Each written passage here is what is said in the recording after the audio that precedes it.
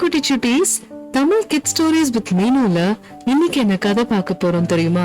Magical sea with adventure kids. Okay குட்டீஸ், கதை என்னன்னு பார்க்கலாமா? வாங்க கதைக்குள்ள போலாம். ஒரு அழகான கிராமம் இருந்துச்சா. அது கடல் பக்கத்துலயே அந்த கிராமமா. அவங்க எல்லாம் கடல் வாழ் மக்கள்னு சொல்லுவோமா. அவங்க எல்லாம் கடல் பக்கத்துல இருக்காங்க இல்லையா, ஜாலியா சந்தோஷமா இருந்தாங்களாம். அவங்க கடலுக்குள்ள போய் மீன் பிடிச்சிட்டு வருவாங்களாம். அதை வச்சு சம்பாரிச்சு சாப்பிட்டுட்டு இருந்தாங்களாம். இந்த குழந்தைங்க எல்லாம் இருக்கு இல்லையா, 4 பசங்க, அவங்க கடல் பக்கத்திலேயே தான் விளையாடுவாங்களாம். எப்போதுமே அங்க கப்பல், படகு, போட்டுன்னு எல்லாமே இருக்குமா. இவங்க விளையாடிட்டு லீவ் டைம்ல அங்க போய் விளையாடுறது, ஸ்கூல் டைம்ல ஸ்கூல்ல போய் படிக்கிறது. ஸ்கூல்ல படிக்கிறது கூட மீன் சம்பந்தப்பட்ட மாதிரி, கடல் சம்பந்தப்பட்ட மாதிரி, கடல் என்னென்னலாம் இருக்கு அப்படிங்கறத தேடி தேடி படிப்பாங்க. ஏன்னா அவங்களுக்கு அதுல ஆர்வம் அதிகமா. ஒரு நாள் என்னாச்சு, இந்த குழந்தைங்க எல்லாம் திருப்பி நைட்ல போய் கடல் எப்படி இருக்கு பாக்கலாம் அப்படின்னு சொல்லி நைட்ல போனாங்களாம். அங்க போனா ரொம்ப பிரமிப்பா அழகா மேஜிக்கல் சீ மாதிரி போட் மாதிரி இருந்தது. அதுக்குள்ளேயே வீடு எல்லாமே இருந்துச்சா. இப்ப இந்த குழந்தைங்களுக்கு வீக்கெண்ட் வந்தாச்சா, ஒரே குஷிதான். எல்லாம் பேக் பேக்க போட்டுட்டு ஜாலியா கிளம்பிட்டாங்க. ஆஹா, வீக்கெண்ட் வந்துருச்சு அப்படின்னு சொல்லிட்டு. அப்ப அவங்க ஊர்ல ஃபெஸ்டிவல் வேற நைட். அப்போ சரின்னு ஊர் மக்கள் எல்லாரும் சந்தோஷமா செலிப்ரேட் பண்ணிட்டு இருந்தாங்க. அந்த டைம்ல இந்த 4 பசங்க மட்டும் என்ன பண்ணாங்க, குட்டி படகு எடுத்துட்டு கடலுக்குள்ள போயிடலாம் அப்படின்னு சொல்லி அந்த படகுல ஜாலியா கிளம்பிட்டாங்க.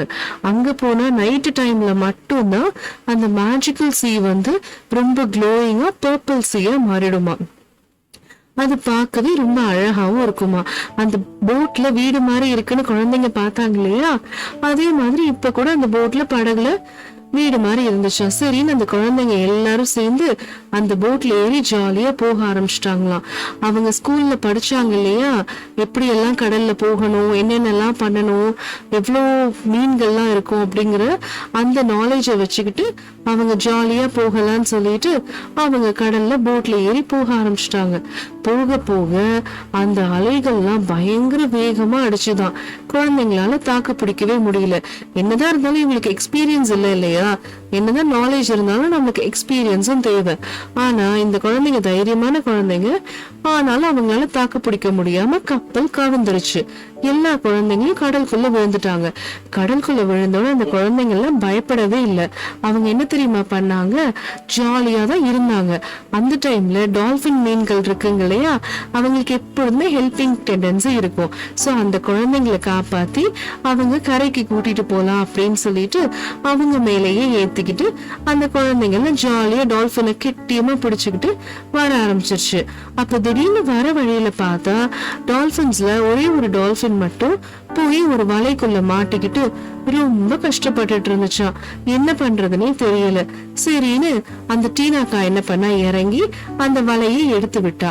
அதுக்கப்புறம் ஆஹா, இவ்ளோ நல்ல குழந்தைங்களா இருக்காங்களே அப்படின்னு சொல்லிட்டு அந்த டால்பின்ஸ் என்ன பண்ணுச்சு, நான் எங்களை கடல் தாத்தா கிட்ட கூட்டிட்டு போறேன், அவர் உங்களுக்கு அனுமதிச்சாரு அப்படின்னா இந்த கடல் மாயாஜால கடல் மொத்தத்தையும் உங்களுக்கு சுத்தி காமிக்கிறேன் அப்படின்னு சொல்லி அந்த டால்பின் சொல்லிச்சான். உடனே அந்த டால்பின் சொன்ன உடனே இந்த கதையெல்லாம் கேட்ட உடனே டர்ட்டில் தாத்தா இருக்காருல்ல, ஆமா தாத்தா, அவர் என்ன பண்ணாரு, சரி இவ்வளவு நல்ல குழந்தைங்களா இருக்கீங்க, நீங்க பாருங்க அப்படின்னு சொல்லி அனுமதிச்சுட்டாராம். அங்க பார்த்தா அந்த கடலுக்குள்ள போறதுக்கு மாயாஜால கடல் இல்லையா, அதனால ஒரு பெரிய மாய கப்பல் வந்துச்சான். அதுல ஏறி குழந்தைங்க எல்லாம் போனாங்களாம்.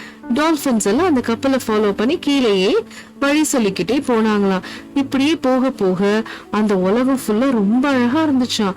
ஏன்னா காலையில அவங்க பார்த்த கடலுக்கும் நைட் அவங்க பாக்குற கடலுக்கும் ரொம்ப அற்புதமா இருந்துச்சாம். திடீர்னு ஜெல்லி ஃபிஷ் எல்லாம் பறந்து வந்து, ஜெல்லி ஃபிஷ் எங்க இருக்கும், கடலுக்குள்ளதானே இருக்கும், ஆனா அதுங்க எல்லாம் மேல பறக்க ஆரம்பிச்சிருச்சுங்களாம். காலையில ஆனா கடலுக்குள்ளயும் நைட் ஆனா மேலையும் பறப்பாங்களாம். இந்த குழந்தைங்களுக்கு எல்லாம் ஏர் பலூன்ஸ் மாதிரி அதை புடிச்சுக்கிட்டே போய் ஜாலியா பறந்து பறந்து விளையாடுறதுக்கு ஜெல்லி ஃபிஷ் ஹெல்ப் பண்ணாங்களாம். அதுக்கப்புறம் இவங்க ரொம்ப டயர்ட் ஆக ஆரம்பிச்சிட்டாங்களா, அதனால இவங்களுக்கு லல்லபி சாங் மாதிரி பாடுறதுக்கு கடல் குதிரைகளும் வந்து சேர்ந்து பாட ஆரம்பிச்சிருச்சா. கொஞ்ச நேரம் ஆக ஆக இவங்களுக்கு பசிக்கிற மாதிரி ஆயிடுச்சு. சரின்னு இவங்க என்ன பண்ணாங்க, கரை பக்கத்துல வந்து அங்க பார்த்தா நிறைய லைட்டிங், அதாவது நண்டுக்கள் எல்லாம் லைட் மாதிரி இருந்துச்சா. அந்த நண்டுக்கள் எல்லாம் பார்த்துட்டு இங்க ஒரு ஃபயர் கேம்ப் மாதிரி வச்சு குழந்தைங்க எல்லாம் இந்த என்ஜாய் பண்ண மாயாஜால கடலை பத்தி பேசிட்டு இருந்தாங்க. உடனே மர்மைட்ஸ் என்ன பண்ணாங்க, இந்த குழந்தைங்களுக்கு பசிக்குமே அப்படின்னு சொல்லிட்டு நிறைய ஃபுட் எல்லாம் ப்ரிப்பேர் பண்ணி அந்த குழந்தைங்களுக்கு கொடுத்தாங்களாம். அந்த குழந்தைங்களும் ஜாலியா சாப்பிட்டுட்டு செம்மையா என்ஜாய் பண்ணாங்களாம். அந்த கடலை பத்தி பேசி இவ்வளவு மாயாஜாலமா இருக்கிறது எல்லாத்த பத்தியும் பேசிட்டு ஜாலியா என்ஜாய் பண்ணி சாப்பிட்டுட்டு இருந்தாங்களாம். இப்ப திருப்பி அந்த கடலுக்குள்ள போய் இவங்க பார்த்த மிருகங்கள் கிட்ட எல்லாம் தேங்க்யூ சொல்லிட்டு தானே நம்ம கடலை விட்டு போகணும். இவங்க எவ்வளவு அன்பா பத்திரமா ஜாக்கிரதையா நம்மள பாத்துட்டு இருந்திருக்காங்க. சோ இவங்க பார்த்த மிருகமான டர்ட்டில்ஸ் கிட்ட தேங்க்யூ சொன்னாங்களாம். டர்ட்டில்ஸ் இவங்களுக்கு சூப்பரா வாழ்த்தி அனுப்பிச்சாங்களாம். அதே மாதிரி டால்பின்ஸ் கிட்ட தேங்க்யூ சொல்லும் போது டால்பின்ஸ் இது பர்பிள் சீங்கிறனால இங்க பர்பிள் பேர்ல்ஸ் நாங்க கலெக்ட் பண்ணி வச்சிருக்கோம், இது எங்க உலகத்துல விலைமதிக்க முடியாத ஒரு மதிப்பு, அதை நான் உங்களுக்கு தரேன்னு அந்த குட்டிங்களுக்கு கொடுத்தாங்களாம். சரின்னு அந்த குட்டிங்க அதையும் வாங்கிட்டு வயசான ஆம தாத்தா இருக்கார்ல அவருக்கும் டாட்டா சொல்லிட்டு போட்ல ஏறி கிளம்பிட்டாங்களாம். போட்ல ஏறினோட பத்திரமா கொண்டு போய் அந்த கடல் அவங்கள சீஷோர்ல விட்டுருச்சு. வீட்டு பக்கத்துல விட்டோன்னு அந்த குழந்தைங்க என்ன சினிமா சொன்னாங்க, இந்த கடலையும் இந்த மரத்தையும் அதாவது மொத்தமா இந்த நேச்சர்ஸ எங்களோட ஜெனரேஷன் கண்டிப்பா நாங்க காப்பாத்துவோம், உங்களை ஒரு சொத்து மாதிரி பாதுகாக்கிறோம் அப்படின்னு சொல்லி அவங்க ப்ராமிஸ் பண்ணாங்க. ப்ராமிஸ் பண்ணிட்டு கொஞ்ச நேரத்துல பார்த்தா காலையில விடிய போகுது இல்லையா, அதனால காலையில ஆனா அந்த சீ வந்து ப்ளூ சீயா மாறிடும். நைட்டு மட்டும்தான் மேஜிக்கல் பர்பிள் சீயா அது இருக்கும். காலையில ப்ளூ சீயா மாறிடுமா. அதுக்கப்புறமும் கொஞ்ச நேரம் வெயிட் பண்ணாங்க. ஆனா சூரியன் வர ஆரம்பிச்சிச்சே தவிர அந்த பர்பிள் சீ வரல. சரின்னு இவங்க எல்லாம் அங்க உட்காந்து ஜாலியா பேசிட்டு இருந்தாங்க. ரொம்ப நல்லா இருந்துச்சு இல்லையா இந்த அனுபவம் அப்படின்னு சொல்லிட்டு பேசிட்டு இருந்தாங்களா. அதுக்கப்புறம் இந்த ஒரு நாள் ஃபுல்லா முடிஞ்சிச்சு. அப்புறம் நைட்டு வரும்போது பார்த்தா அப்படியே பர்பிள் கலர்ல மாறி பர்பிள்ஸையா மாற ஆரம்பிச்சிருச்சு. இவங்க ஊர் மக்களுக்கு எல்லாம் கூப்பிட்டு சொன்னாங்க. ஆனா யாருமே அதை நம்பல. ஆனா அந்த குழந்தைங்க தளர விடாம நைட்டு போய் தூங்கும் போது அவங்க அவங்களுக்குள்ளேயே பேசிக்கிட்டாங்க, நம்ம யாரையும் நம்ப வைக்கணும்னு அவசியம் இல்ல, நம்மளுக்கு எப்ப தோணுதோ நம்ம தாராளமா கடலுக்குள்ள போலாம் அப்படின்னு. ஓகே குட்டி சுட்டீஸ், இந்த கதையில இருந்து உங்களுக்கு என்ன புரிஞ்சுச்சு? நம்மளும் நேச்சரை பத்திரமா பாத்துக்கிட்டோம்னா நேச்சரும் நம்மள பத்திரமா பாத்துக்கணும். இந்த மாதிரி கொஞ்சம் தைரியமான அட்வென்ச்சர் ட்ரிப்ஸ் எல்லாம் ரொம்ப சுவாரஸ்யமா இருக்கும். ஓகே குட்டி சுட்டீஸ், மீனு குட்டியோட குட்டி கதைகள் இன்னைக்கு அவ்வளவுதான். நான் உங்களை அடுத்த கதையில சந்திக்கிறேன். Bye bye.